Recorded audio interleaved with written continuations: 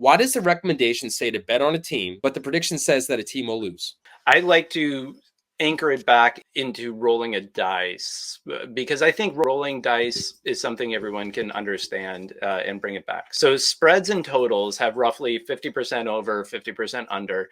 So that's like saying if you roll a 1, 2, 3, it's an under, and a 4, 5, 6, it's an over. And the payout is 11 wins you 10. So the house has their advantage. But the difference is there, who you see as the higher probability of winning that bet is the one that will be recommended most of the time, unless there's some weird payout line or something like that. Now, money line is different. You'll have a plus 200 against rolling a 1 or a 2 because it's less frequent. You'll have a higher payout, and you'll have a minus 200 for a 3, 4, 5, 6, right? So those are the fair odds. It's great to have that available and to make the bet.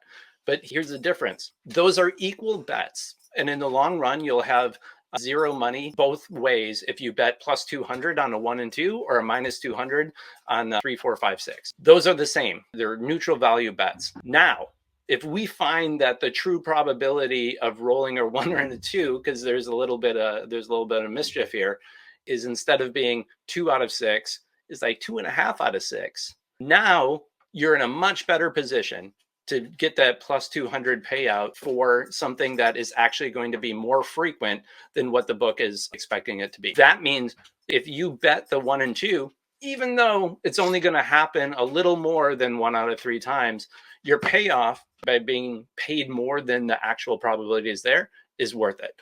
They're paying you more than the risk you're taking is kind of the bottom line way to think about it. So if someone's a plus 200 dog and it looks like they win 37 to 40% of the time, you have a good edge. And if you bet those kinds of games over and over, you may not win more than half of them, but the number you win, 37 to 40% of them, will be paid greater than the risk you're actually taking.